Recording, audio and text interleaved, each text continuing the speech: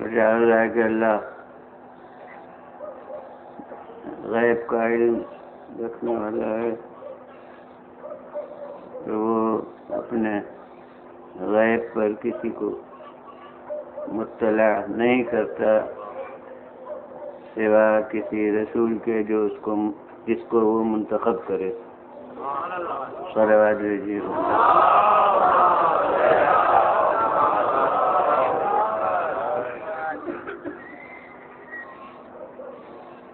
خود مسلمانوں کے بہت حلقوں میں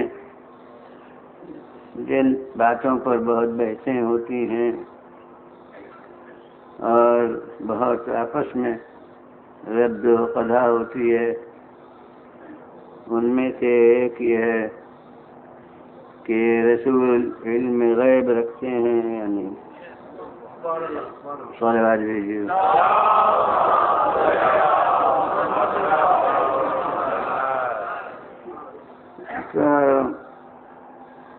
جب یہ اس قسم کے کوئی مسئلہ آتا ہے تو یہ میں عرض کرتا ہوں ہمیشہ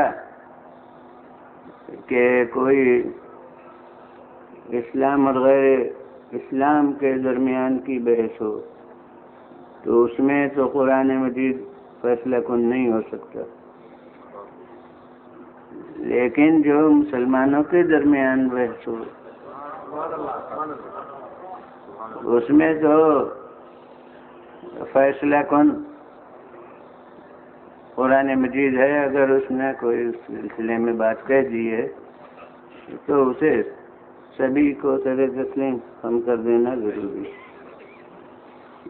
تو اب اس مسئلے میں اگر قرآن مجید نے کچھ نہ کہا ہوتا تو پھر ہم رجوع کرتے سنت کی طرف، اس لیے کہ ہمارے نزدیک تنہا قرآن کافی نہیں ہے۔ لیکن اگر قرآن مجید نے کوئی فیصلہ کر دیا ہے تو وہ فیصلہ بہرحال قطعی حیثیت رکھتا ہے، کیونکہ حدیث کے لیے بھی یہ اصول ہے کہ جو مخالف قرآن ہو وہ حدیث قابل قبول نہیں۔ قرآن کے مقابل میں حدیث تھوڑی ہے، قرآن کے ساتھ حدیث ہے۔ صلوات بھیجیے بولے۔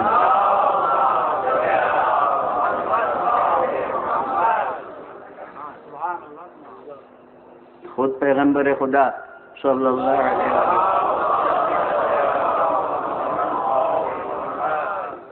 آپ نے ارشاد فرما دیا کہ اگر تمہیں کوئی بات میری طرف سے پہنچے کہ جو خلاف قرآن ہو تو اس کو دیوار پر مار دو، فإنی لم أقلہ، میں نے وہ نہیں کہی۔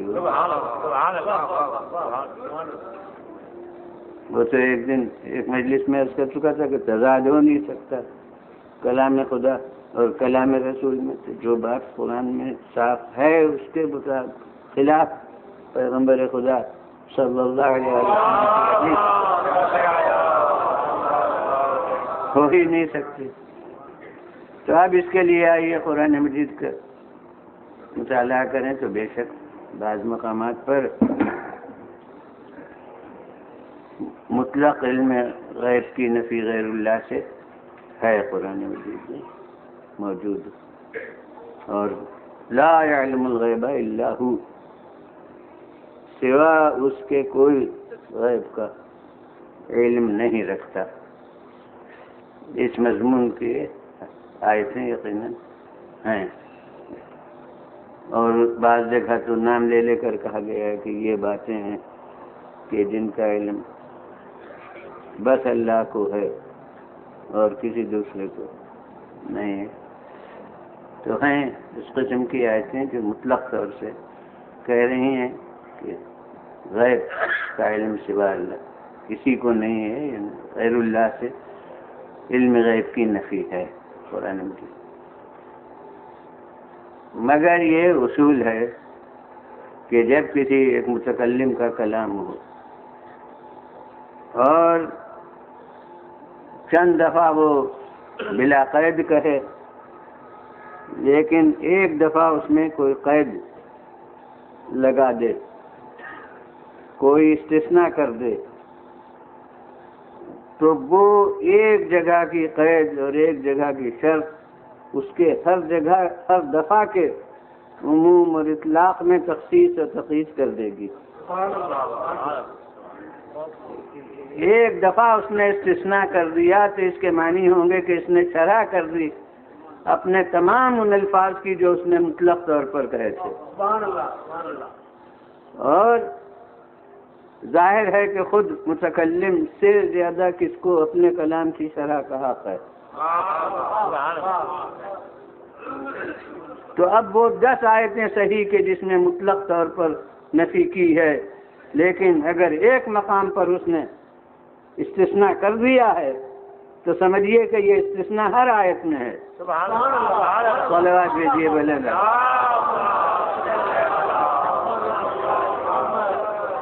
پھر بلند آواز سے صلوات۔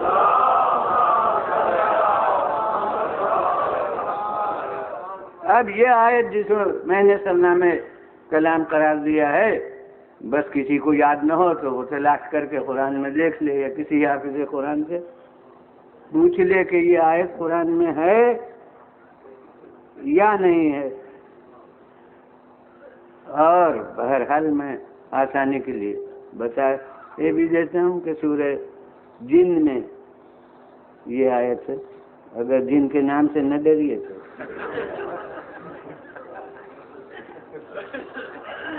یہ آیت سورہ جن میں آپ کو آخر میں تقریباً مل جائے گی۔ تو اب یہ آیت دیکھیے کیا کہہ رہی، عالم الغیب اتنے پر بات ختم ہو جاتی تو ہم سمجھتے کہ اللہ کی صفت خاص کے طور پر یہ کہا گیا ہے کہ وہ عالم الغیب ہے، تب پھر وہی تصور قائم رہتا کہ کوئی دوسرا علم غیب کا حامل نہیں ہو سکتا۔ اس کے بعد اب اس میں تتمہ آیا کہ وہ عالم الغیب ہے، فلا یظہر علی غیبہ احدا، وہ اپنے غیب پر کسی کو مطلع نہیں کرتا، کسی کو قابو نہیں دیتا۔ لا یظہرو کے بہت بامحاورہ معنی صحیح ہے کہ اپنے غیب پر کسی کو وہ قابو نہیں دیتا۔ ظہرہ کے معنی غلبہ حاصل کرنے کے، تو اپنے غیب پر کسی کو قابو نہیں دیتا۔ اب بات مکمل ہو جاتی تو پھر وہ عموم اور اطلاق جو سب جگہ ہے وہ برقرار رہتا، مگر یہاں متکلم خاموش نہیں ہوا یہ کہہ کے کہ وہ کسی کو اپنے غیب پر قابو نہیں دیتا، بلکہ اللہ آ گیا۔ اور اسے آئے مودت میں بھی بیان کر چکا ہوں اور دوسری جگہ کہ اس اللہ سے ہم اسی وقت سے واقف ہیں جب سے کلمہ پڑھا۔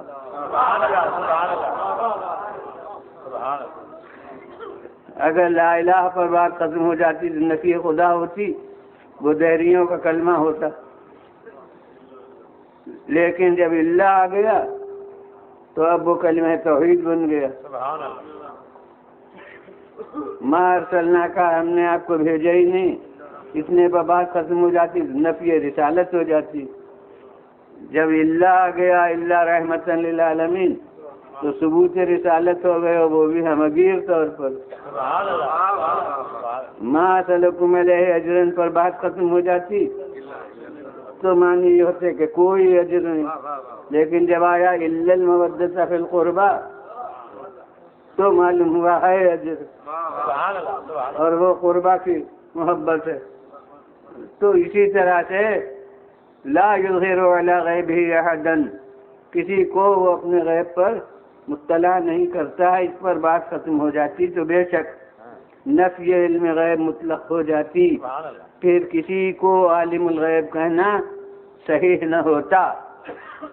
لیکن اس نے اس کے ساتھ کہا اللہ، مگر، تو اب ابھی بعد کی بات سنیے نا تب بھی اللہ سے پتہ تو چلا تو کسی کو خبر دیے.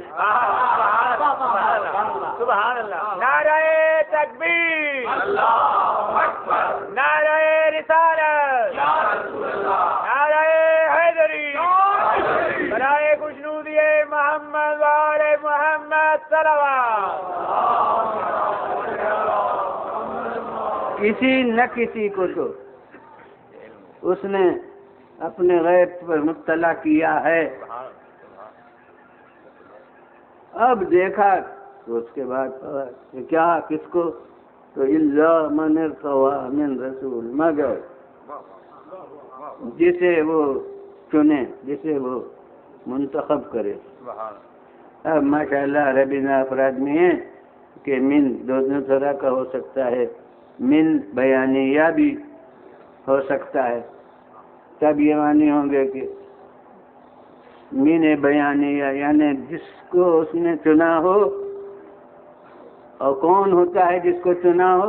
من رسول یعنی یہ من تشریح ہے من ارتضیٰ ہے کہ وہ منتخب کسے کرتا ہے؟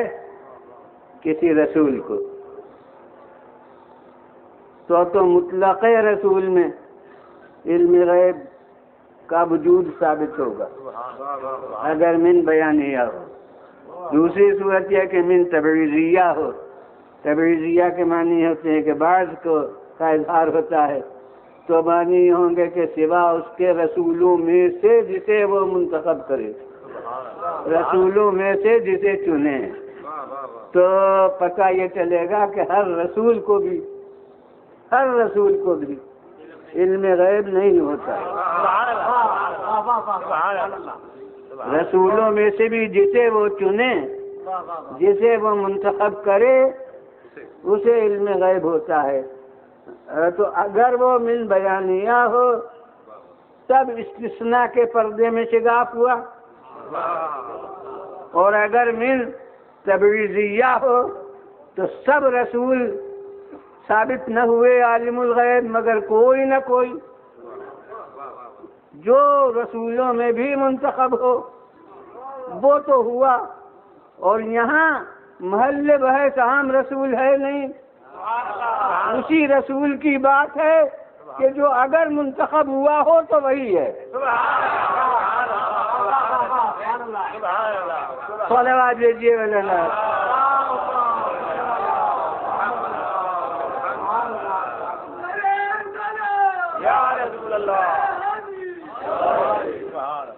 پھر بلند آواز سے صلوات.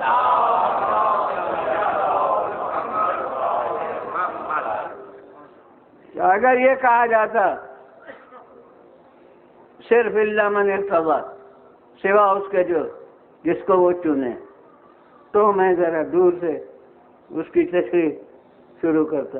میں کہتا ہوں پھر میں عرض کرتا کہ اس صورت میں عوام کے مقابلے میں انبیاء زیادہ حقدار ہیں کہ انہیں چنے. یعنی اگر کسی کو وہ چنے گا تو وہ عام امتی نہیں ہوں گے بلکہ انبیاء ہوں گے. اور اگر انبیاء میں بھی سب کو نہ چنے گا تو رسول ہوں گے کیونکہ ہمارے نزدیک رسول نبی سے اونچے کا درجہ. اور اگر رسولوں میں بھی سب کو نہ چنے تو اولو العزم ہوں گے. اولو العزم میں بھی سب کو نہ چنے تو افضل الانبیاء ہوں گے. اور اگر یہ بھی نہ ہو تو لفظ قرآن کا کوئی معنی نہ ہوں گے. صلوات بھیجیے بھلے.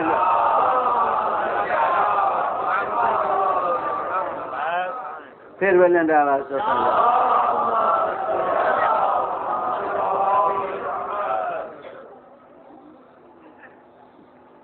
اب یہ تو اس وقت ذرا دور سے چلتا کہ امتی ہو پھر امتی کے آگے انبیاء ہو پھر انبیاء میں اتنے میں درجے قائم کرتا ہو.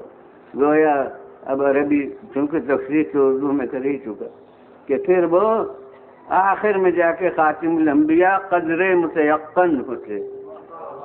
یعنی کوئی ہو نہ ہو یہ تو ہیں کیونکہ یہ نہیں تو پھر کون ہے جیسے میں اس کو. اور جبکہ وہاں من رسولن بھی موجود ہے، الا من ارتضی من رسول، تو اگر بیانیہ ہے تو سب مرسل ہیں. مگر اب ایک حقیقت اور عرض کر دوں کہ ابھی میں نے کہا کہ نبی سے ہمارے نزدیک رسول کا درجہ اونچا ہے، وہاں میں، لیکن قرآنی محاورات میں جہاں تک میں دیکھتا ہوں کہ یہ ہمارے علم کلام کی اصطلاح ہے، اور جو آج کے وہ ایک درجے کو ہم نبی کہتے ہیں اور ایک درجے کو رسول کہتے ہیں. لیکن قرآن مجید کے محاورات میں جیسے نبی اور رسول بطور مترادف ہیں، نبی کو رسول کہا جاتا ہے اور رسول کو نبی کہا جاتا ہے.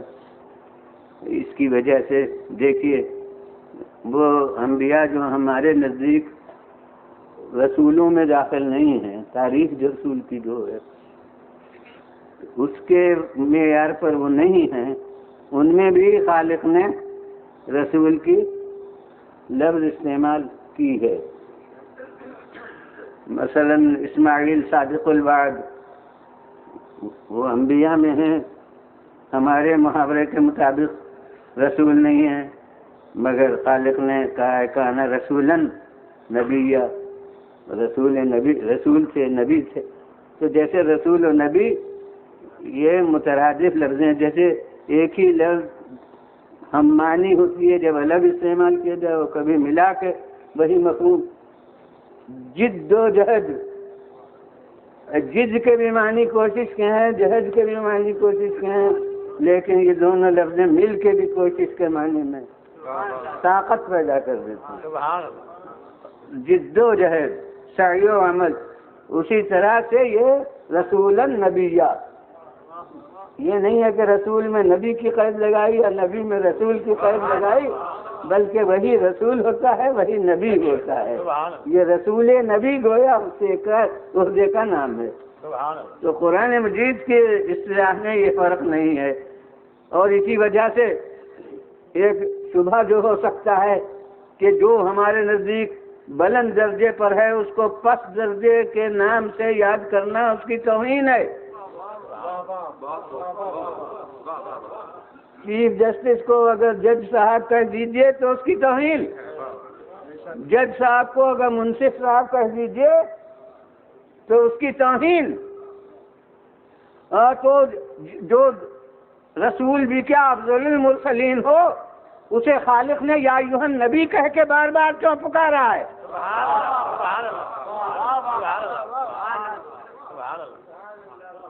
اگر وہ فرق نبی اور رسول کا پیش نظر ہو کلام قرآنی میں بھی، تو نبی جو ان سے کم کا درجہ ہے اس لفظ کو ان کے بارے میں کیوں استعمال کرتا ہے؟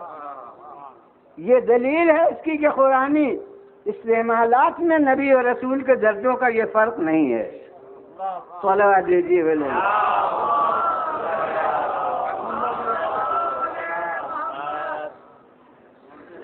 تو اس لیے رسول یعنی کوئی نبی، ما الا من ارتضی من رسول، جس کو منتخب کیا رسول، تو یہ رسول وہ نہیں ہے جو ہر نبی نہیں ہوتا، یعنی کوئی پیغمبر جس کو تو. اور اگر تبعیضیہ ہے تو پیغمبروں میں بھی جس کو منتخب کرے. اب میں عرض کرتا ہوں کہ یہ یہاں تو تبعیضیہ نہیں ہو سکتا میرے نزدیک، ہیں پہلو دونوں. یہ من بیانیہ بھی ہو سکتا ہے تبعیضیہ، مگر میرے نزدیک یہاں تبعیضیہ نہیں ہو سکتا. کیوں؟ وہ نبی کی لفظ کے معنی کیا ہیں؟ خود نبی کی لفظ کے معنی ہے خبر دینے والا. تو یہ نبی جو خبر دینے ہی کے لیے بھیجا جاتا تھا، وہ خبر کیا مشاہدات کی دیتا تھا؟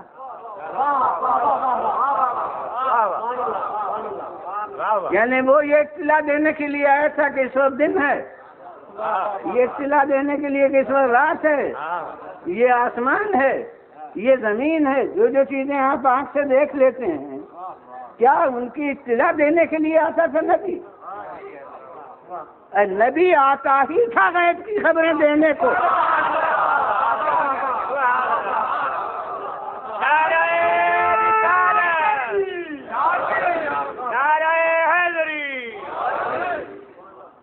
تو جس چیز کا وہ علم ہی نہ دے، اس کے خبر دینے کا منصب کیوں کر دے سکتا ہے؟ خود وہ جانتا نہیں اور وہ خبریں دے گا۔ معلوم ہوتا ہے خبر بات کو دیتا تھا، علم پہلے عطا ہوتا۔ صلوات بھیجیے مولانا۔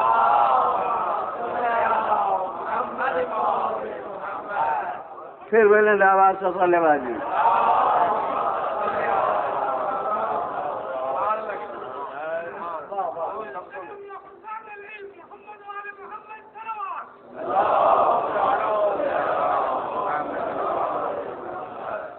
اور اب یہ تو مطلق ہے نبی، اور اب ہمارے نبی اور ہمارے رسول، ان کے تو القاب میں چاہے علم غیب کے تائید کرنے والے ہوں تو وہ حضرت کا لقب یہ لینے کے لیے مجبور ہیں زبان پر لانے کے لیے، اور چاہے وہ منکر ہوں علم غیب کے تو مجبور ہیں، کیونکہ دونوں لقب قرآن میں ہیں، تو انکار کیوں کریں گے؟ اور اگر حافظ قرآن ہے تو یہ لفظیں یاد کیوں نہ ہوں گی؟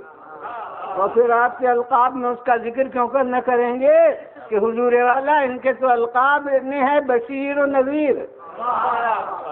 یہ حقیقت میں نبوت کے دونوں شعبے ہیں، مگر اس میں ان کو الگ الگ کر کے دو لقب بنا دیے ہیں قرآن میں کہ بشیرن و نذیر۔ بشیر کیا؟ اچھی خبریں سنانے والا، نذیر کیا؟ بری خبریں سنانے والا۔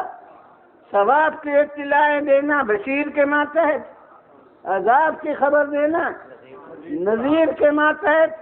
تو بتائیے وہ ثواب بھی کیا مشاہدات میں ہے اور وہ عذاب بھی کیا مشاہدات میں ہے؟ تو بشیر و نذیر وہ ہو نہیں سکتا جسے غیب کی خبریں نہ معلوم۔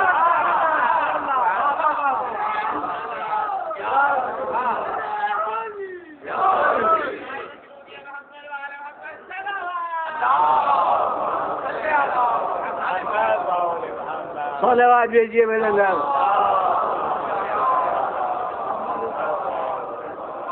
پھر میں نے آواز سے صلوات دی، اور پھر بشارت و انذار دن سے متعلق ہے، وہ دن ہی ابھی پردے غیب میں۔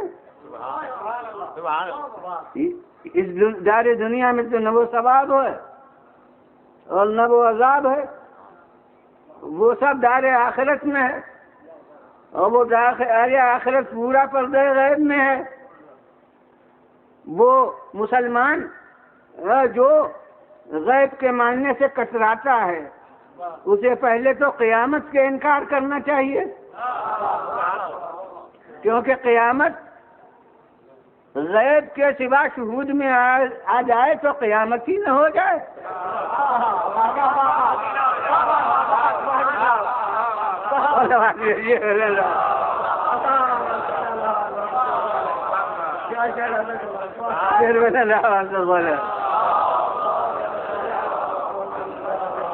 اور اسی لیے اب وہ موضوع اس وقت ہے نہیں، مگر وہ جملے چند کہہ دوں اس سلسلے میں کہ حضور خدا کو مانا تو خدا کے عالم میں مشاہدہ میں ہے، وہ تو غیب الغیوب ہے۔ خدا کے بعد ارے میں مشترک جو اصول دین کہے جاتے ہیں انہیں کی بنا پر کہوں کہ توحید کے بعد رسالت، تو رسالت کو کیا آنکھوں سے دیکھ کے ماننا؟ کوئی کہے گا جی ہاں رسول تو سامنے سے۔ میں کہتا ہوں کہ سامنے کیا ہے؟ سامنے تو حضور کا چہرہ مبارک ہے، سامنے تو حضور کا قد و قامت ہے، رسالت کہاں سامنے ہے؟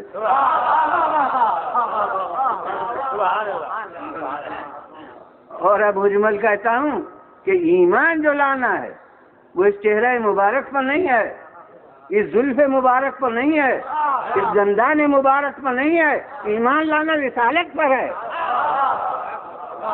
نعرہ رسالت، نعرہ حیدری، درود بر محمد و آل محمد۔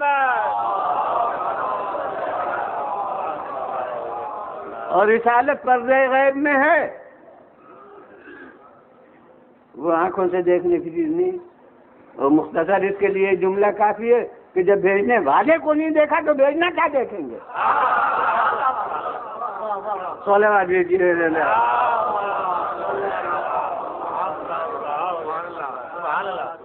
اور بیچ میں اگر کوئی نہیں بھی رکتا ہے تو قیامت پر تو رکے گا۔ توحید کے بعد رسالت، رسالت کے بعد قیامت، تو قیامت پر رکے گا تو قیامت کو ماننا وہ ایک لفظ قیامت تھوڑی ہے، ارے قیامت کو ماننا قیامت ہے، یعنی کیا کیا ماننا ہے پھر؟ صراط ماننا ہے، میزان ماننا ہے، حشر و نشر کے تمام جو لوازم ہیں اس سب کو ماننا ہے، اور آج کے پیاسے کوثر کو مانتے ہیں، اس کے بھی انتظار ہے، اور جناب والا پھر اس کے بعد جنت کو ماننا ہے، اور نار کو ماننا ہے، اور حور کو ماننا ہے، اور قصور کو ماننا ہے۔ اتنا سب مانا تو قیامت ایک عدد مانی۔ لفظ قیامت میں یہ سب مضمر ہیں، یہ سب باتیں، تو بس میں تو بڑی درمندی سے مسلمانوں کے ایک طبقے سے کہتا ہوں کہ جس سچے کی وجہ سے، جس سچے کے کہنے سے اتنی باتیں غیب کی مان لی، اب ایک غیب کی وجہ سے اپنے ایمان کو خطرے میں کیوں ڈالا؟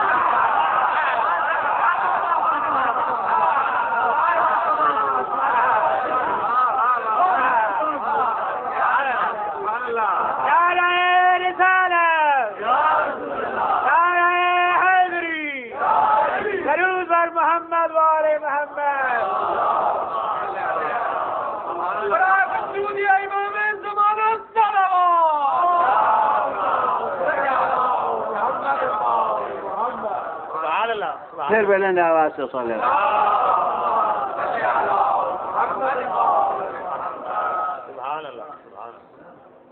اب اس سلسلے کے تفصیلات پھر ابھی عرض کروں گا، جو نقطۂ حقیقت ہے میرے نزدیک اس سلسلے میں وہ عرض کر دوں کہ یہ بحث ہے کہ علم غیب، عالم الغیب ہیں رسول یا نہیں، تو اس سلسلے میں جو نقطۂ حقیقت ضرور قرآن ہے وہ یہ ہے کہ عالم الغیب بحسب ذات تو صرف اللہ ہے، ذاتاً صرف وہ ہے۔ اگر ذاتی طور پر کسی کو کوئی عالم الغیب مانے گا تو شرک ہوگا۔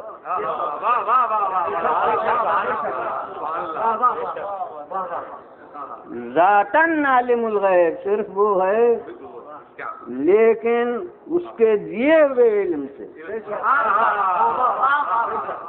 وہ بھی جتنے دائرے میں جس کو جتنا علم غیب کا دے دے، اور اگر اس دائرے میں چھوٹے اور بڑے کا فرق نہ ہوتا تو پیغمبر سب ایک درجے کے کیوں نہ ہوتے؟ جب قرآن مجید صراحت کر رہا ہے تلک الرسل فضلنا بعضهم علی بعض، یہ پیغمبر ہیں جن میں سے بعض کو بعض پر فضیلت ہم نے عطا کی ہے، تو اس کا نتیجہ یہ ہے کہ خود کوئی افضل ہے کوئی غیر افضل ہے۔ انبیاء میں، مرسلین میں کہتا ہوں خالق نے جب سب مرسلین کو ایک درجے پر نہیں رکھا ہے، ان میں کہہ رہا ہے کہ باعتبار فضیلت فرق ہے، تو کسی رسول کے آس پاس کے طبقے کو سب کو یکساں رکھا۔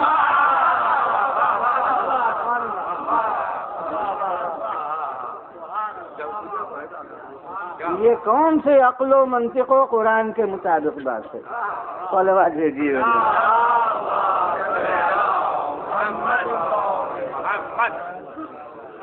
تو جب پیغمبر مختلف درجے رکھتے ہیں تو اس کے معنی ہے کہ ان کے حدود علم بھی مختلف ہیں، جتنا جس کو اور جس شعبے کا علم جتنا اس نے دے دیا۔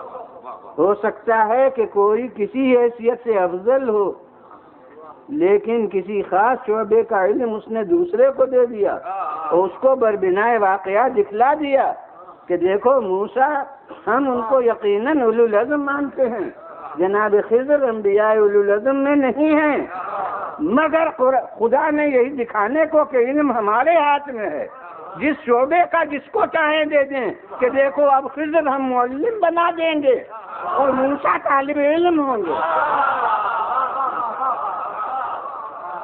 اور وہ بھی ایسے کہ استاد اس سے مطمئن نہیں ہوگا، گویا وہ اپنے شاگرد ہونے کا بھی قابل نہیں پائے گا اور اس لیے جدا کر دے گا۔ تو یہ بتلا دیا کہ کسی رسول کا علم اس کا اپنا نہیں ہے،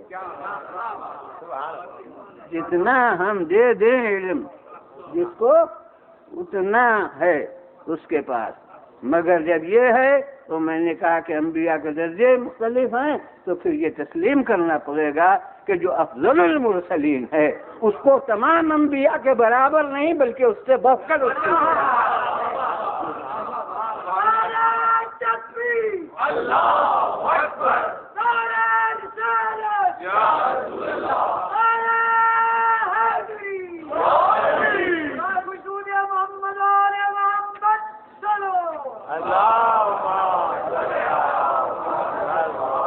تو آنکھ بند کر کے عالم الغیب کہہ دینا بھی درست نہیں اور آنکھ بند کر کے علم غیب کی نفی کر دینا بھی درست نہیں۔ اس تشریح و تفصیل کے ساتھ ماننا چاہیے کہ عالم الغیب نہیں ہے یعنی بے اعتبار ذات وہ صرف خدا ہے، تو میں کہتا ہوں وہ علم سے کیا مخصوص ہے، موجود کب یہ بذات خود ہے، خود وجود جب غیر کافی ہے تو علم کیوں کرتی ہے غیر نہ ہوگا۔ صلوات بھیجیے ولی اللہ، پھر ولی اللہ آواز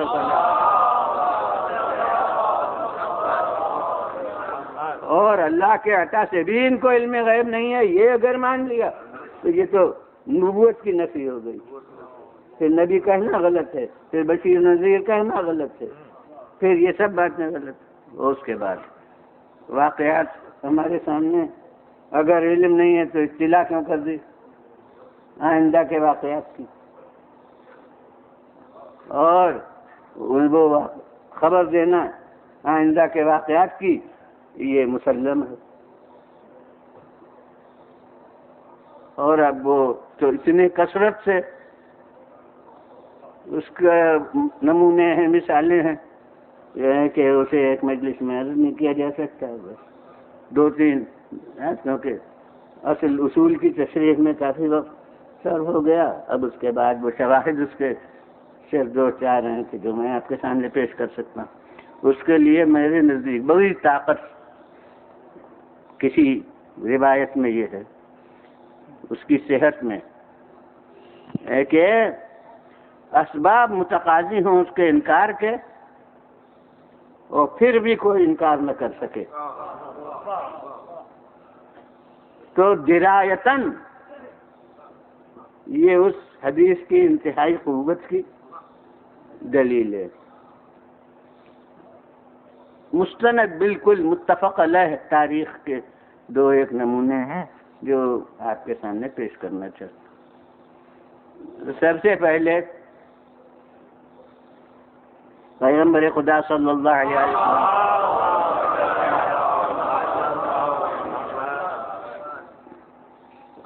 معزز طبقے کی خواتین یعنی امہات المومنین ازواج رسول وہ حاضر ہیں رسول کی خدمت میں، چند اب پوری تشریح نہیں کون کون ہے، ہو سکتا ہے سب نہ ہو مگر کچھ نمایاں پڑھنے تو ضرور ہیں۔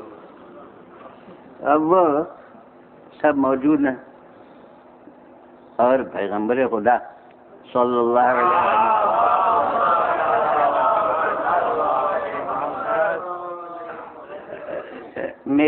میرے نزدیک رسالت سے خالی تو کسی وقت نہیں ہوتے تھے. یعنی یہ نہیں ہے کہ کسی وقت فقط بشر ہوتے ہوں، رسول بھی ہو جاتے ہوں. اس تفریق کا تو میں قائل ہوں نہیں، مگر یہ کہ بہرحال آپ رسول ہوتے ہوئے اکثر مزاح کی باتیں بھی فرماتے تھے. وہ جیسے عام آدمی آپس میں جس طرح کی بات کرتے ہیں اس طرح سے بھی گفتگو فرماتے ہیں. تو اس لیے وہ بیویاں جمع ہیں، ان کے درمیان میں پس منظر کیا ہو، قبل کی گفتگو کیا ہو، وہ راوی سب کچھ تو بیان نہیں کرتے تھے. بہرحال کچھ اس قسم کی گفتگویں ہو رہی تھیں کہ بظاہر کسی ایک نے اس میں سے اپنے مستقبل کے بہت درختاں روشن ہونے کا اظہار کیا ہو یا کیا پس منظر میں نے کہا میرے سامنے نہیں. بہرحال کوئی ایسی بات ہوئی کہ حضرت نے ارشاد فرمایا کہ ارے ابھی چپ رہنا چاہیے، کچھ نہیں کہنا چاہیے، کیونکہ تم میں سے ایک وہ ہے کہ جس پر ہو اب کے کتے بھونکیں گے. اب جو کیفیت میں محسوس کرتا ہوں اسے معلوم نہیں مجموعہ کہ افراد بھی محسوس کریں گے نہیں کہ ہو اب میں خود کچھ وہ کیفیت موجود ہے جو کچھ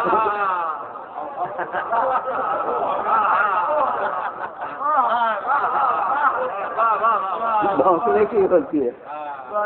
وہ منزل کا نام ہی یہی کیا کیا جائے. تو وہ اب کے کتے ذرا سنبھل کے تلفظ بھی کرنا ہوتا ہے. کتے بھونکیں گے. اب جناب اگر نام لے دیا ہوتا تو جس کا نام لیا ہوتا اس کو اخفاء کی فکر ہوتی کہ اسے اس کا اظہار نہ کیا جائے، دوسروں سے بھی کہا ہوتا بھائی اس کو کہنا نہیں. اب جن جن سے بغیر روابط ہوتے سب چھپا لے جاتے. مگر حضرت نے یہ بلاغت متقاضی تھی نام نہ لینے کی. میں کہتا ہوں کہ تواتر میں طاقت پیدا کرنا تھی کہ کسی کو نہیں معلوم کہ میں ہوں، ہو سکتا ہے دوسری ہو، تو اس لیے اب ہر ایک اسے بیان کر رہا.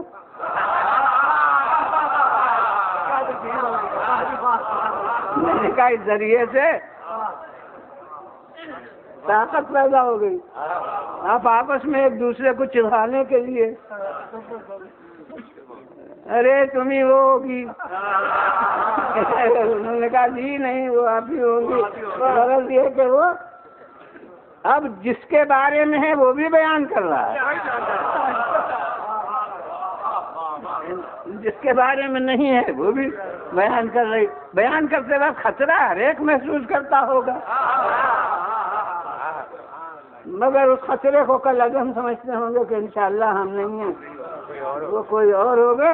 اس لیے وہ آپس میں اس کا تذکرہ چرچا ہو رہا ہے، یہاں تک کہ گھر کے اندر کی بات باہر پہنچی اور اب لوگوں کے تبادل بھی ہو گیا کہ حضرت نے اپنے ازواج میں سے کسی کے لیے یہ کہا ہے اور یہ ارشاد ہوا ہے. تو یہ تواتر اس کے خبر کا پیدا ہو رہا ہے، یہاں تک کہ وہ خبر گردش کرتی ہوئی اور برسوں کی دہائیاں طے کر گئی.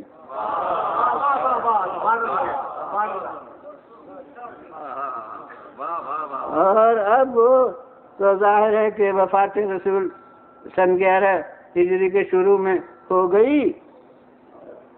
اب آ گئی منزل سن 34 اور 35 کی،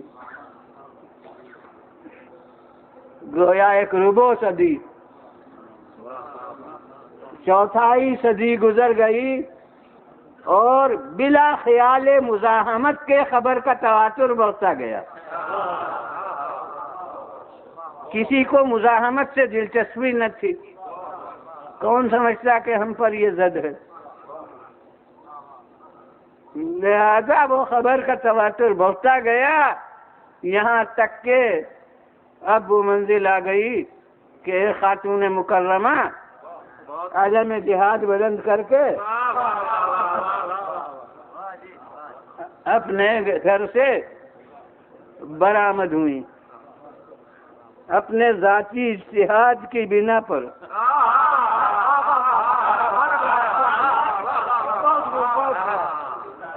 قرآنی آیت سے اپنے کو مستثنا بنا کے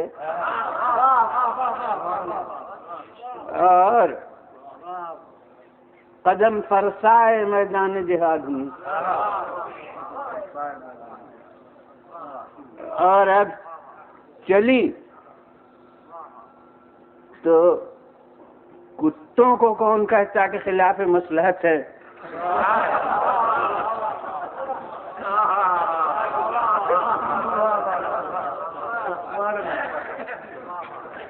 وہ منزل آ گئی بیچ میں،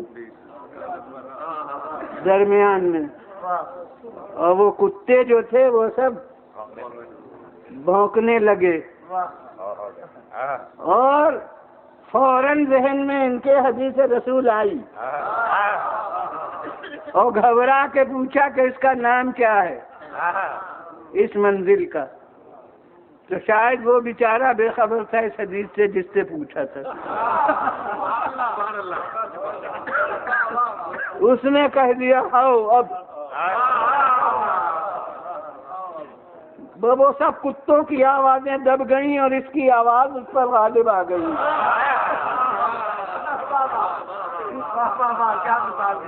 اور یا یہ کہوں کہ وہ بیچارہ جو تھا وہ ان سب کتوں کے مقصد کا اعلی کار بن گیا کہ اس نے بتا دیا کہ اس کا نام خواب ہے۔ اور اب خاتون مکرمہ نے مظاہرے بروت اقباء پرہیزگاری کیا مدن کہ بس واپس چلو۔ اب پوری فوج سے کہا جا رہا ہے چلو واپس چلو۔ ہاں اب ساتھ والے لیڈران کرام جو تھے وہ سب پریشان کے انہی کے بھروسے پر تو چل رہے تھے، ان کو اعلی کار بنایا تھا، تو اب یہ واپس چلے جائیں تو ہمارے پاس ذخیرہ کیا رہ جائے گا مسلمانوں کو جذب کرنے کا؟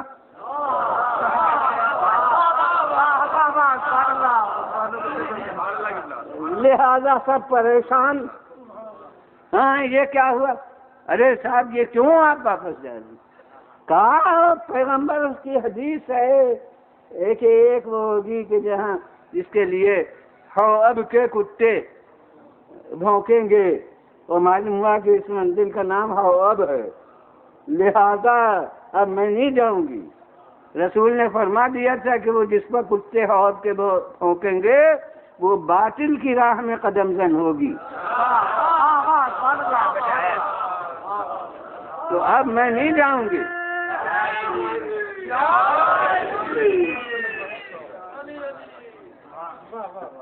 مگر بس وہ اب ان میں کہ کوئی بہت تیز ترازو تھا، وہ جلدی سے آنکھ بچا کے گیا اور چند آدمیوں کو اس نے مہیا کیا، بخیال خود عادل گواہ مہیا کر کے سامنے لے آیا کہ جناب ان سب نے گواہی دی کہ نہیں غلط کہتا ہے، یہ اس کا نام اب نہیں ہے، یہ تو ایک منزل ہے، کتے تو کتے ہی ہیں، کہیں پر پہنچنے لگے۔ بس اب وہ تحفظ برا کے لیے پردہ ہو گیا، ان لوگوں کے کہنے سے چاہے دل کہہ رہا ہو کہ اب یہی ہے، لیکن تحفظ تقویٰ کے لیے ایک ذریعہ تو ہو ہی گیا کہ ان کا ہاں پھر جب اب نام نہیں ہے تو پھر کتوں کی کیا بات، کتوں کا لحاظ کرنا تھوڑی ہے، دھوکہ کرے۔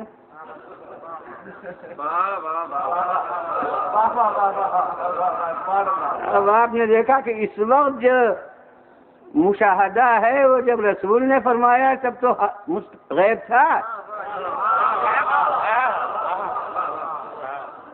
تو خبر غیب کی دی، اور خبر ایسی تھی کہ جو ایسے ماحول میں نکلی جو مستدی تھا اس کے چھپانے کا، مگر وہ نمایاں ہو گیا، اور اس لیے حدیث جزو تاریخ بن گئی.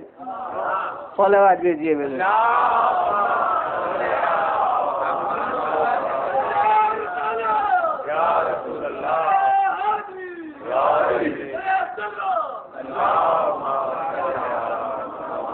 بس ایک حدیث اور اس کا تواتر میں کہتا ہوں اس سے بھی زیادہ طاقت. وہ اس سے زیادہ طاقت یوں کہتا ہوں کہ شام کی خلقت کی تربیت کی گئی تھی حقائق دینیہ سے بے خبر رکھنے پر. کوشش کی جا گئی تھی کہ حقائق دینیہ سے یہ باخبر نہ ہونے پائے. یہاں تک کہ مسعودی جن کو کہا جاتا ہے ہندوستان کے سب سے بڑے مورخ، انہوں نے تصریح کی ہے مسعودی کے لیے کہ عالم اسلام میں اس سے بڑا مورخ پیدا نہیں ہوا. یہ انہوں نے ان کو سند دی کہ عالم اسلام میں اتنا بڑا مورخ نہیں پیدا ہوا جیسا مسعودی. تو اب وہ مسعودی، ان کی روایت، بہت سی روایتیں ایسی ہیں جس کے محل پر یہ علامہ شبلی کے اس جملے کو نقل کیا کرتا ہوں. بہرحال ہے کہ اب مسعودی کی روایت ہے، اہل شام کو میں نے کہا کہ تربیت کی گئی تھی حقائق دینیہ سے غافل پور میں، کہ مسعودی نے لکھا ہے کہ وہ وہاں جو ایک رسم ادا کی جاتی تھی بعد نماز جمعہ امیر المومنین کا نام لے کر جو گستاخی کی جاتی تھی اور لوگ اس میں شریک ہوتے تھے، وہ جیسے آپ کے یہاں محاورہ ہو گیا بیش بات، یہ درحقیقت یہ باتیں ہمارے یہاں ادھر سے آئی ہیں، ادھر سے نہیں آئی ہیں. ہمارے ائمہ نے اس کی تعلیم نہیں دی ہے.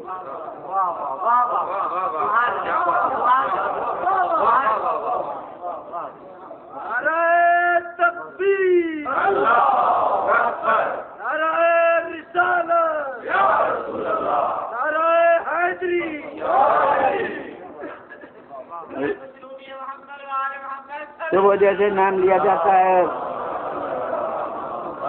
جاتا ہے کچھ کہا جاتا ہے اور مجمع بیش بات کہتا ہے، وہ ہوتا تھا امیر المومنین کا نام لے کر اس پر عمل کیا جاتا تھا. تو اب وہ لوگ جو بیش بات کہنے والے ہیں ان کے معلوم دشمنوں پر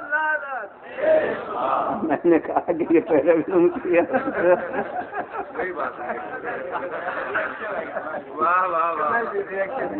خیر آپ نے بغیر نام کے کہا ہے تو وہ تو قرآن کی پیروی ہے.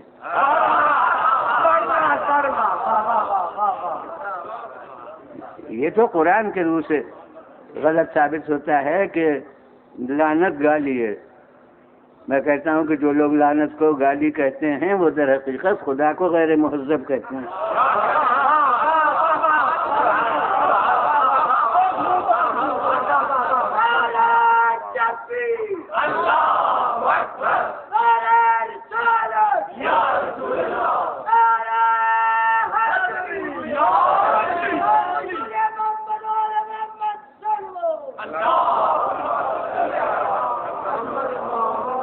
صلوات بھیجیے بھلے میں.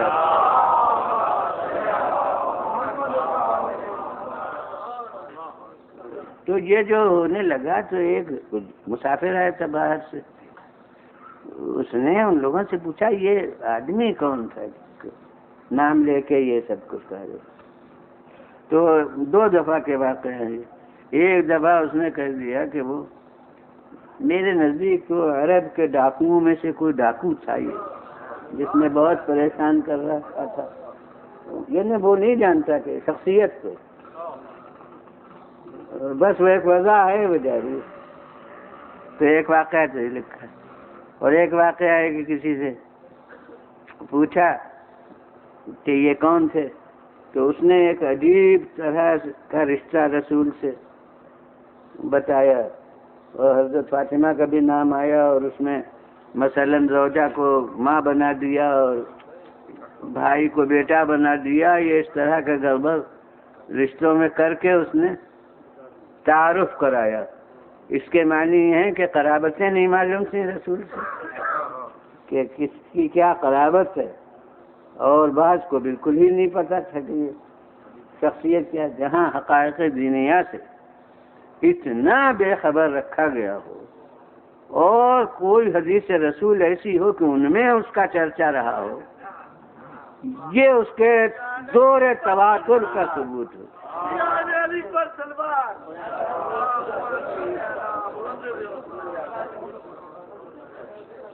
یہ وہ بھی جذبہ محبت ہے ان کا، اس کا مظاہرہ کرنا.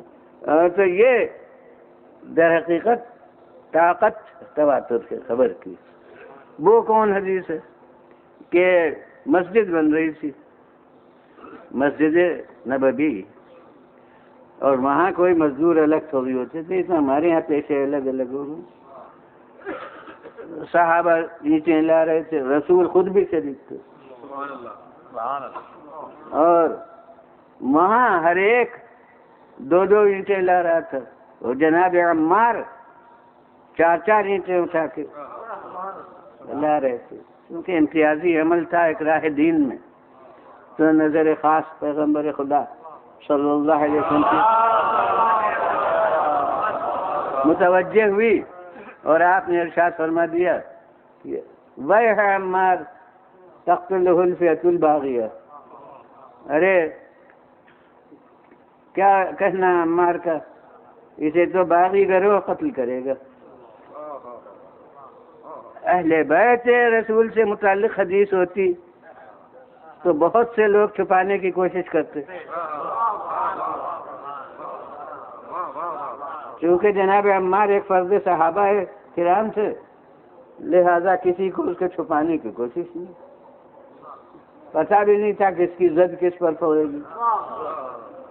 لہذا حدیث کا تواتر ادھر عمار نظر آئے اور کسی حاضر وقت شخص نے یہ حدیث پڑھ دی. اب کتنی دفعہ زبانوں پر آئی، کتنی دفعہ کس کس مجمع میں وہ آئی، نتیجہ یہ ہے کہ تواتر خبر عراق کے حدود سے گزر کے شام تک پہنچ گیا، اور شام کے خواص سے گزر کے عوام تک پہنچ گیا. اور وہی عوام فوج ہیں جو صفین میں آئے ہیں میدان مقابلہ میں، اور ایسے بے خبر عوام کے جو اونٹ اور اونٹنی میں تمیز نہیں کر سکتے، ان پر ناز ہے امیر شام کو کہ بھلا ان کا کوئی مقابلہ کر سکتا ہے. یہ ایسے جاہل ہیں، یعنی ان کی جہالت اعلی کار ہے. ایسے ہی افراد ہیں جن کے لیے علم خطرناک ہوتا ہے، حقائق پر پردے ڈالنے کی کوشش ہوتی. تو جناب ان کے ان عوام تک جو اتنے جاہل ہیں، ان تک بھی چرچا حدیث کا پہنچا کہ عمار کے بارے میں رسول نے یہ فرمایا. اور اب جنگ صفین میں وہ عمار حضرت علی ابن ابی طالب علیہ السلام کے فوج کے سردار ہو کر اس عمر میں جبکہ 80 برس کے ہیں، میدان جہاد میں آ گئے ہیں، اس فوج شام کے مقابلے میں، اور وہ اس فوج کے ہاتھوں سے شہید ہوئے، اور ان کی شہادت سے وہاں کے عوام میں تہلکہ ہو گیا، یہ غضب ہو گیا. عمار ہمارے ہاتھوں سے قتل ہو گئے، اور رسول کی یہ حدیث ہے. وہ عوام جو من کنت مولا سے ناواقف تھے، وہ عوام جو تمام احادیث فضائل اہل بیت سے ناواقف تھے، مگر وہ عوام اس حدیث سے جو فضیلت عمار میں ہے واقف تھے. وہ سب جانتے تھے، کہنے لگے کہ پھر ہم تو غلط راستے پر ہیں، کیونکہ حدیث اتنے پر ختم تھوڑی ہوتی ہے.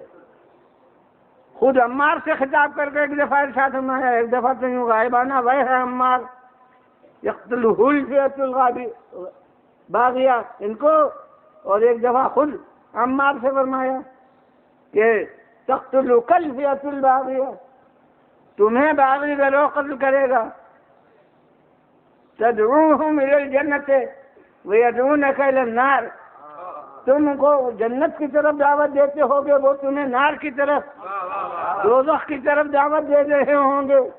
اس کے معنی ہے کہ جس کے ہاتھ سے قتل ہوں گے وہ سب دوزخ والے ہوں گے، اور جن کی طرف سے وہ آئیں گے وہ جنت والے ہوں گے۔ تو حدیث بالکل صاف تھی، عوام کو سمجھنے میں بھی کوئی دقت نہ تھی۔ تو جب عوام میں تہلکہ پڑ گیا اور سب کہنے لگے کہ ہاں پھر اب تو یہ غلط ہے جنگ ہماری اور ہمیں نہیں لڑنا چاہیے، یہاں تک کہ وزیر باتدبیر پریشان ہو کر امیر شام کے پاس آئے کہ غضب ہو گیا، تہلکہ ہے فوج شام میں ہماری فوج میں، اور سب کہہ رہے ہیں عمار ہمارے ہاتھ سے قتل ہو گئے۔ بس اس کے لیے ذہانت چاہیے تھی کہ فوراً انہوں نے جواب دیا کہ تم جا کے سمجھاتے نہیں ہو۔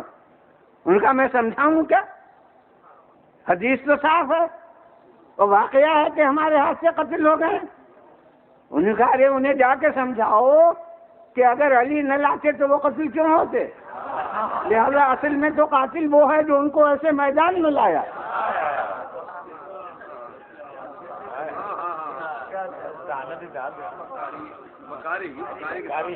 ہم تو بھی قاتل ہیں، وہ جناب انہوں نے سمجھایا، اور اب یہ ان سب کا بھولا پن تھا کہ سب سمجھ گئے۔ اب یہ لیڈر کا فن ہے، جو بات غلط سمجھتا ہو اسے بھی صحیح سمجھا دے، ورنہ مجمع بیوقوف کیوں کر بولے۔ لہذا سب سمجھ گئے، ہاں ٹھیک ہے ٹھیک ہے۔ اب سب یہی کہہ رہے ہیں کہ دیکھیے ایسے میدان میں ایسے صحابی رسول محترم کو لانا چاہیے، ان کو لا کے قتل کرا دیا۔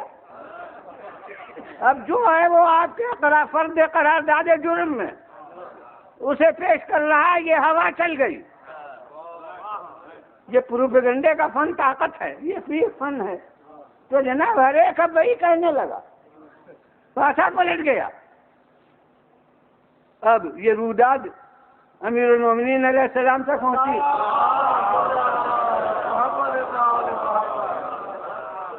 کہ عمار کے قتل ہونے سے یوں ادھر اضطراب پیدا ہوا تھا، اور یوں ان کو اطمینان دلایا گیا، اور یہ ان سے کہا گیا، اور وہ سب اس طرح سے پھر ٹھہر گئے میدان میں۔ تو بس ایک جملہ حضرت علی ابن ابی طالب علیہ السلام نے ارشاد فرمایا کہ ہاں اس معنی سے تو حمزہ کے قاتل رسول اللہ ہوں گے۔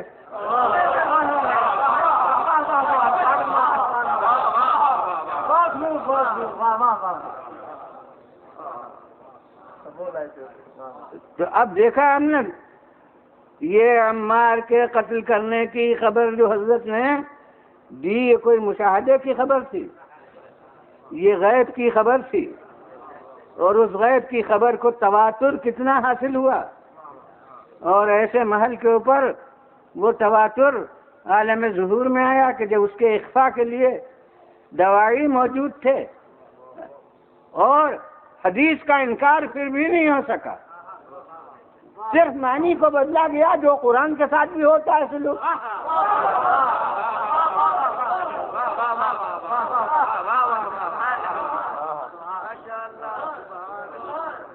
اور بس اب مجھے رد تو دینا ہے نہیں، مستند حدیثیں وہ بھی متفق ہے کہ سن 61 کی خبر پیغمبر خدا صلی اللہ علیہ وآلہ وسلم اس وقت بھی جب شہزادے کی ولادت ہوئی اور آپ کی گود میں لا کر شہزادے کو دیا گیا، اس کا ذکر کر چکا میں اس مجلس میں ابھی 2-1 دن، اور رسول کی آنکھوں سے آنسو جاری ہو گئے، تو لوگوں نے پوچھا کہ یہ رونے کا کیا سبب ہے؟ آپ نے ارشاد فرمایا کہ تم کو نہیں خبر کہ اس میں مصائب کیا گزرے ہیں، تو وہ سب مصائب پردہ غیب میں ہیں۔ اب اس کے بعد جو جس طرح کل ہی تو ابھی بدعت کے موضوع میں ان روایات کو پیش کر چکا ہوں کہ بار بار اس کی یاد تازہ کی گئی، اور اس کے بعد دیکھیے اس میں مجمل خبر کہ یہ مصائب گزریں، لیکن وہ تفصیلات مصائب کے خالق کی طرف سے بتائے گئے، اس کے لیے روایات موجود ہیں کہ پیغمبر خدا صلی اللہ علیہ وسلم، اور یہی جزو موضوع ہے، یہی بیان مصائب ہے کہ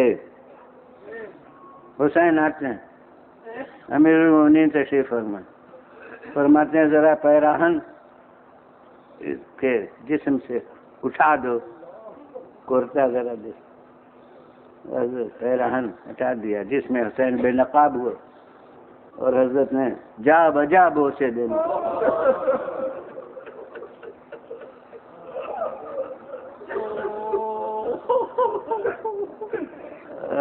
امیر المومنین پوچھتے ہیں دریا سے یہ آپ کیا کر رہے ہیں؟ فرمایا اقبل مواضع السیوف وابکی، جہاں جہاں تلواریں پڑیں گے وہاں بوسے دے رہا ہوں۔ تو دیکھیے اتنا مرقع کھینچ دیا ہے خبر غیب نے، اتنے تفصیلات خالق کی طرف سے بتا دیے گئے ہیں، اور بس اب یہ عام کتابوں میں نہیں ہے، ہمارے یہاں ہے، یہ روایت شیعہ کتب مقاتل میں ہمارے کہ صرف رسول کو اطلاع نہیں دی گئی بلکہ پیغمبر خدا صلی اللہ علیہ وآلہ وسلم جتنی فرضیں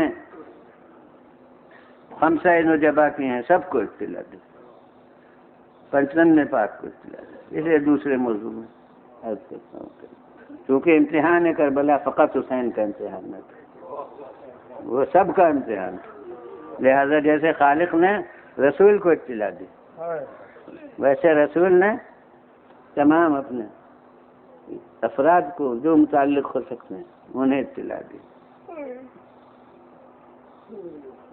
علی کو بلایا اور اطلاع نہیں دی،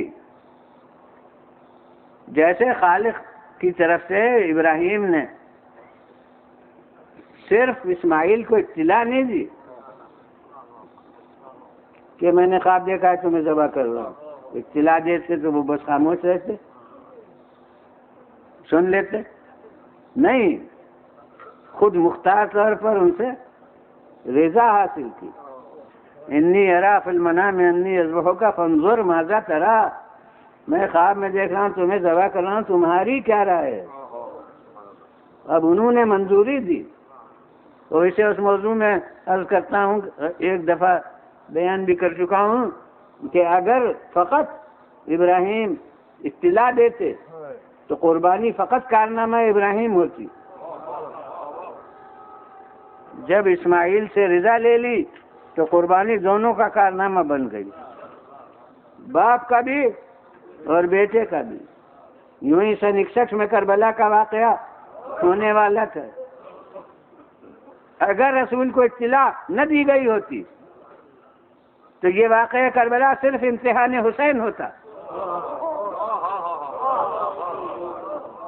مگر خالق جانتا تھا کہ اتنا بڑا امتحان نہ اولین میں ہوا ہے نہ آخرین میں ہوگا، اس لیے یہ امتحان فقط حسین کا نہ ہو، یہ میرے حبیب کا بھی امتحان ہے، یہ جتنی فرضیں ہیں سب کا امتحان ہے، اس لیے ضرورت تھی کہ رسول کو اطلاع ہی نہ دی جائے بلکہ رضا حاصل کی جائے۔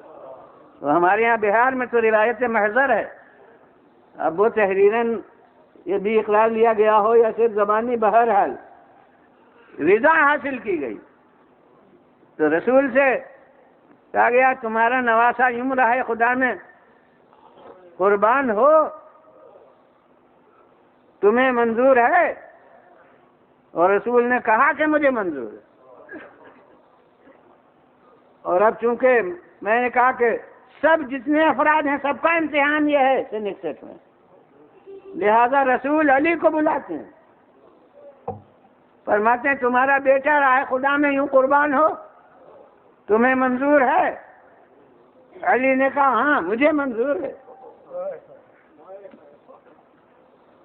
اور حسن کو بلایا اسی کم سنے میں، پوچھا تمہارا بھائی یوں راہ خدا میں قربان ہو، تمہیں منظور ہے؟ جب آیہ کثیر کا جز ہونے میں عمر کی قید نہ ہوئی تو فرائض کی ذمہ داری عائد ہونے میں کیوں عمر کی قید ہو؟ حسن سے پوچھتے ہیں کہ تمہیں یہ قربانیاں پیش ہوں گی، کرنا ہوں گی، تمہیں منظور ہے؟ یہ بھائی تمہارا قربان ہوگا؟ کہا منظور۔ اور اسی کم سنی میں حسین سے یہ پوچھا جاتا ہے کہ تمہیں یوں قربانی پیش کرنا ہوگی، تمہیں منظور ہے؟ حسین کہتے ہیں مجھے منظور۔ وہی ہے جو ہمارے ذاکرین بھی اکثر کہتے ہیں کہ وعدہ طفلی تھا جو پورا کیا۔ وہ سجدے کی دعا کے الفاظ یہ کہے جاتے ہیں ذاکرین، حالانکہ وہ سجدے کی دعا جو ہے وہ کتابوں میں نہیں ہے، لیکن وہاں یہی لفظیں کہی جاتی ہیں کہ خدا بندہ میں نے اپنے وعدہ طفلی کو پورا کیا، اب تو جو اپنا وعدہ ہے وہ پورا کر کہ میرے نانا کی امت کو بخش دے۔ یہ اس موقع پر کہا جاتا تو وہ وعدہ طفلی کیا تھا؟ یہی تھا۔ بس ایسا کسی سے کہنے میں کسی انتظام کی ضرورت نہیں ہوئی، مگر اب منزل نازک ہے تو فرماتے ہیں یا علی فاطمہ کو بلا لو۔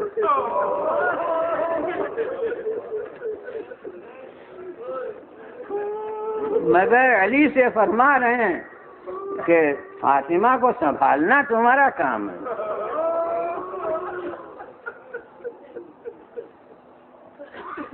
لیجئے فاطمہ زہرا سلام اللہ علیہ حاضر ہوئی۔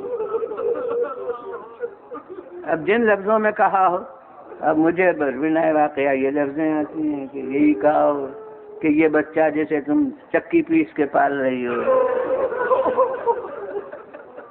یہ میرے دین کی خاطر یوں قربان ہو، تمہیں منظور ہے؟ اور جب یہ کہا ہے تو علی سے کہہ دیا تھا سنبھالنا تمہارا کام۔ تو علی ابن ابی طالب پس پشت کاندھوں پر ہاتھ رکھ کے کھڑے ہو گئے۔ میں کہتا ہوں یا رسول اللہ، یہ سنبھالنا فاطمہ کا کیا در خیبر کے سنبھالنے سے زیادہ مشکل ہے؟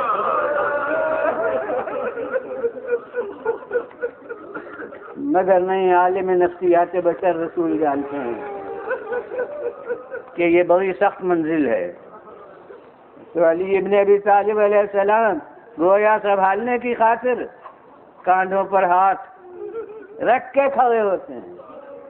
اور اب ہر بات راوی نہیں بیان کیا کرتے ہیں، مگر جو حقیقت ہے اس کو تو میں انہی لفظوں میں عرض کر سکتا ہوں کہ فاطمہ غش کھا کے بات کو بھی پہلے کہا منظور۔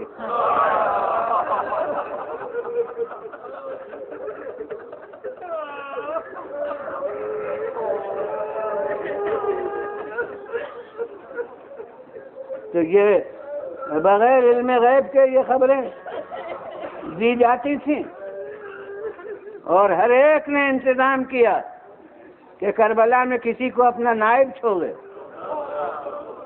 ہر ایک کو یہ بھی معلوم تھا کہ میں موجود نہیں ہوں گا اس زمانے میں۔ اس دور میں ہر ایک کو فکر تھی کہ عملی شرکت اس کی ہو۔ چنانچہ رسول اللہ کے نائب تو خود حسین تھے۔ علی کو فکر ہوئی کہ ایک میرا بیٹا ہو۔ اس کے لیے ام البنین سے شادی کی، جسے زہیر ابن قین نے روز عاشور یاد دلایا گویا ابو الفضل عباس کو۔ یہ بھی تواتر خبر ہے کہ زہیر اصحاب حسین میں سے نہیں تھے، غیر جماعت کے آدمی تھے جو راستے میں آ کے، مگر معلوم ہوتا ہے کہ روایت اتنی قوی تھی کہ غیر حلقوں میں پہنچی ہوئی تھی۔ تو مسلم ابن اوسجا نے تو نہیں ذکر کیا، حبیب بن مظاہر نے نہیں ذکر کیا، میں سمجھتا ہوں وہ شان عباس سے واقف تھے کہ ان کو یاد دلانے کی ضرورت نہیں ہے، اور یہ چونکہ اجنبی تھے، ابھی ماحول و خصوصیات سے نہ واقف تھے، مگر روایت سے واقف تھے. انہوں نے کہا کہ مجھے ایک واقعہ معلوم ہے، میں آپ کو یاد دلانا چاہتا ہوں. کہو کیا ہے؟ کہا کہ آپ کے والد بزرگوار نے جب شادی کرنا چاہیے بعد وفات فاطمہ زہرا سلام اللہ علیہا، تو آپ کے چچا عقیل کو بلایا تھا اور یہ ارشاد کیا تھا کہ تم انساب عرب سے واقف ہو، ایک بہادر خاندان میں چاہتا ہوں شادی ہو. تو انہوں نے آپ کے ننیال کا پتہ دیا تھا. تو بس یہ یاد دلانا ہے کہ آج ہی کے دن کے لیے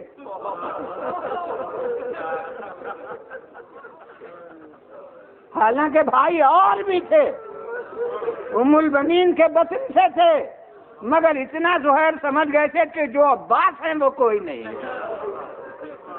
ماں حسل تمنا علی کا اگر ہیں تو وہ عباس ہیں. تو یہ جناب امیر المومنین نے عباس کو چھوڑا تھا.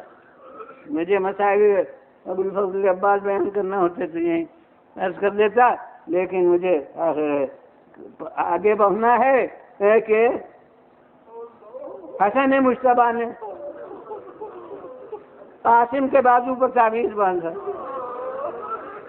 اور انہوں نے قاسم کو ذخیرہ کیا اپنی طرف سے کربلا کے لیے. اور میں کہتا ہوں کہ فاطمہ زہرا نے اپنا جانشین زینب کو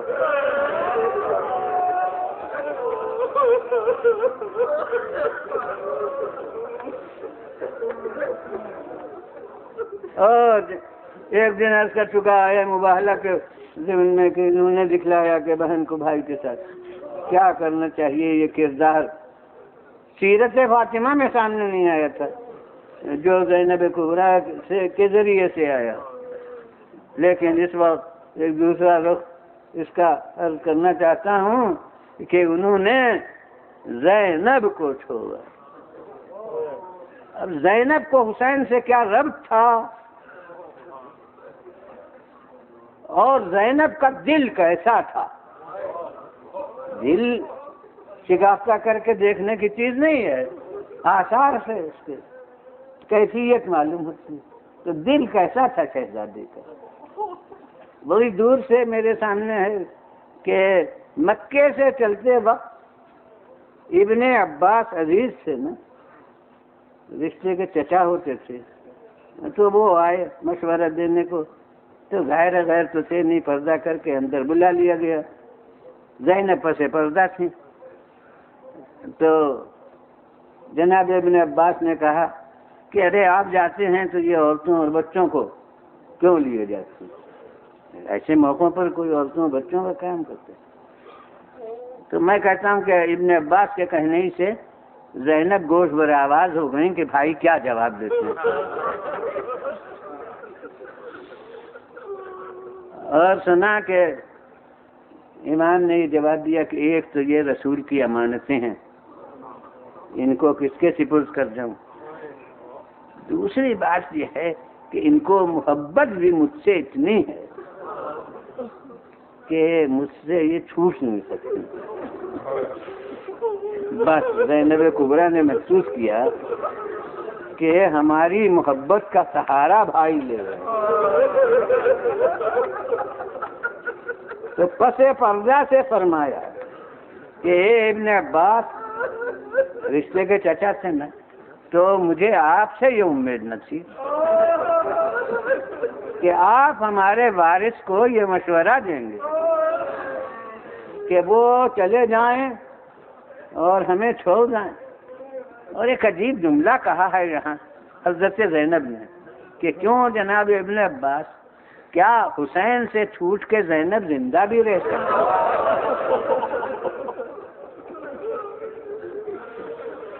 ماشاء اللہ آپ مصاب بولیے جملے پر، مگر یہ کہ میں ایک جملہ شاید آپ کے لیے دفتر مصیبت ہو، شہزادی کی خدمت میں عرض کروں گا کہ اے مخدوم عالم، اے شہزادی کائنات، کہہ لیجئے اس لیے کہ امام کی مصلحت ہے کہ آپ کو لے جائیں، لیکن جب مصلحت امام متقاضی ہوگی تو آپ کو زندہ رہنا پڑے گا، حسین چلے جائے۔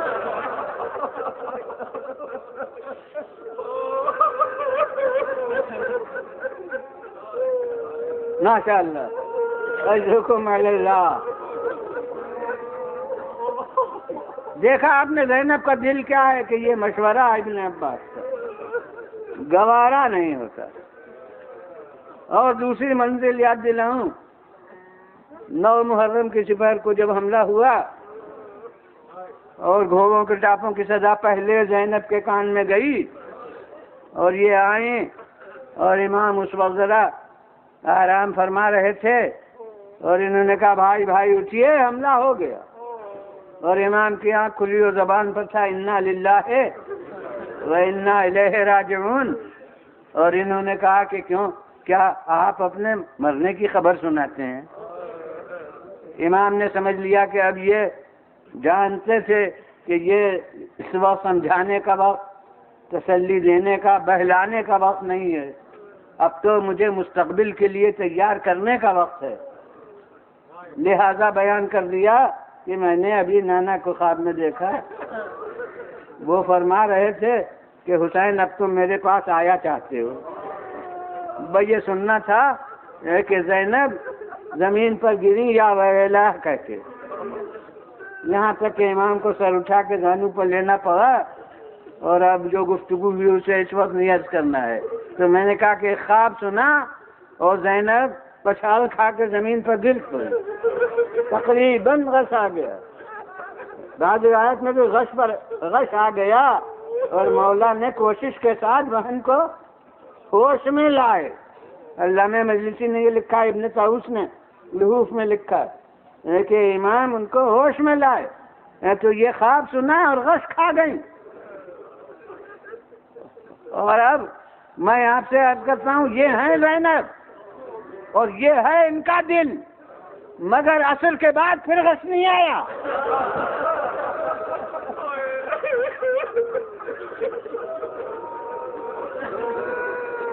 اب یہ میدان جہاد میں خود تھی، اب یہ میدان امتحان میں خود تھی، اب غش آنا کیسا؟ اب تو یہ امام وقت کو سنبھال رہی تھی، سکینہ کو سنبھالنا کیسا؟ امام وقت کو سنبھال رہی تھی۔ وہ کون موقع؟ بڑا قیامت خیز موقع، وہ 11 تاریخ محرم ہے۔ کوئی کہے کہ عاشور سے زیادہ قیامت ہے، میں کہوں گا بعض حیثیتوں سے عاشور سے بڑھ کے دن ہے 11 محرم کا۔ کل تک سب کچھ ہو گیا تھا مگر شہزادیاں قید نہ تھیں،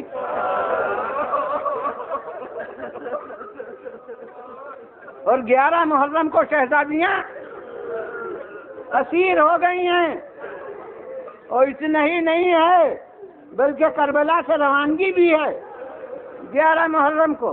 کوئی کہے گا یہ کیا خاص بات ہے، پہلے کوفے سے روانگی ہوئی تھی، مدینے سے، پھر مکے سے روانگی ہوئی، آج یہاں سے روانگی ہے، تو کیا خاص بات ہے؟ میں کہتا ہوں نہیں، آپ نے غور نہیں کیا، بڑی خاص بات ہے۔ مدینے سے مسافر چلے تھے، مکے سے مسافر چلے تھے، اور آج چلے نہیں ہیں، لے جائے جا رہے ہیں۔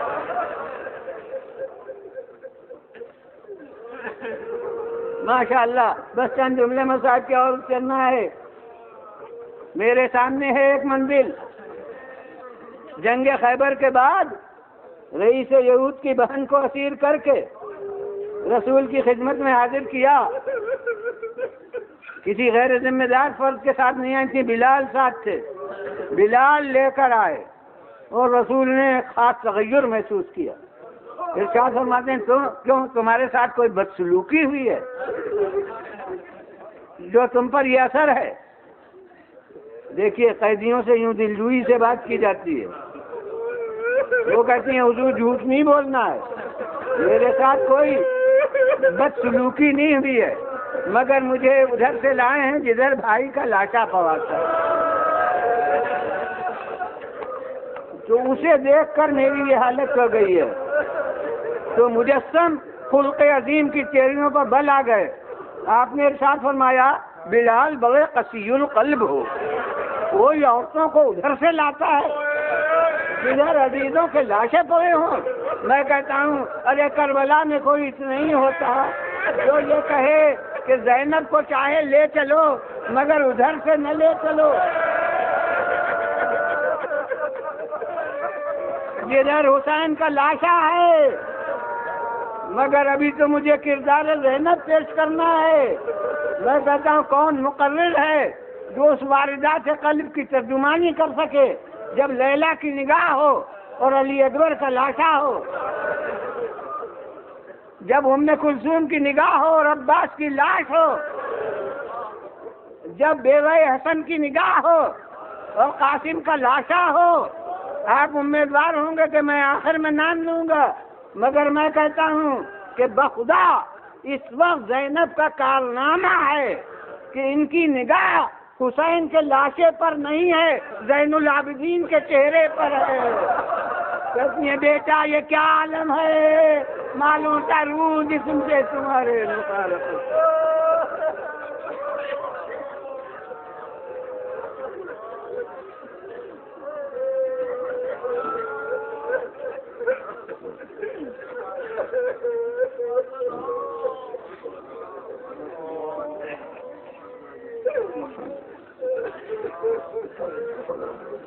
خدا اندر تمام حاضرین کے مقاصد دین میں خدا اندر ہم سب کو صراط مستقیم کروا، خدا اندر ہمیں رسول علیہ رسول وسلم تو توفیق کرامت فرما، خدا ہمارے لیے آخرت کی منزل کو دنیا سے بہتر کروا، جو بیمار ہونے شفا و صحت عطا فرما، جو مر گئے ہونے رحمت و مغفرت سے مار فرما، اس عزائے قلیل کو بانی مجلس سے اور ہم سب سے قبول فرما۔